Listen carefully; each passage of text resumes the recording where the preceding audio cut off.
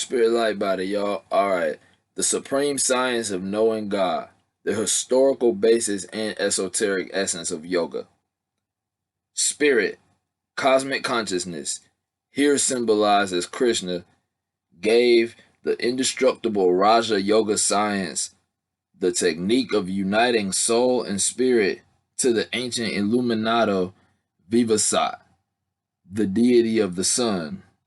Quotation, symbolic of God's omnipresent light or creative cosmic energy, which is manifested also in man as the microcosmic sun or light of the spiritual eye, epitome of all life and consciousness in the incarnate being. End quotation. Vivasat imparted this sacred yoga to the great exponent of Dharma, Manu, quotation, symbolizing manas, the mind, the instrument from which sentient human consciousness derives, end quotation. Manu bestowed it on the founder of the solar dynasty of Kshatriyas, Ishvaku, quotation, symbolic of the intuitive astral eye of life and consciousness in man, end quotation. In this orderly succession, this yoga was then bequeathed to the royal sages, quotation, symbolizing the descent of life and consciousness into the senses, giving man sensory perception of and interaction with the material world, end quotation. Thereafter, when the cycles of the world entered the dark ages, knowledge of this divine science deteriorated and was lost.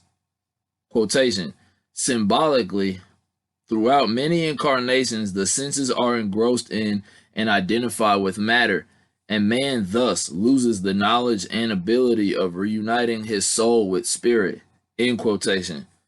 These two verses thus proclaim the historical antiquity of Raja Yoga, which means royal yoga, the eternal, immutable science of uniting soul and spirit at the same time.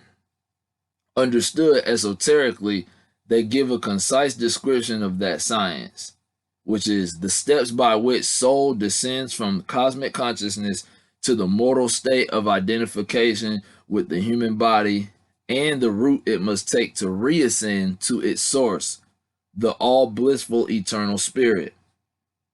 In the beginning of creation and the advent of man, the infinite impregnated his intelligent, creative, cosmic energy, quotation, Mahaprakriti, or Holy Ghost, end quotation, not only with the power of repulsion, the individualizing of cosmic consciousness into souls and a universe of matter, but also with the power of recalling souls from their prodigal wanderings in matter back to unity with spirit.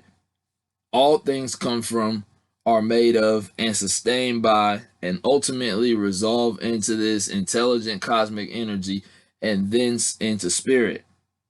Ascension follows in reverse the exact course of descension. In man, that course is the inner highway to the infinite, the only route to divine union for followers of all religions in all ages. By whatever bypath of beliefs or practices a being reaches that singular highway, the final ascension from body consciousness to spirit is the same for everyone.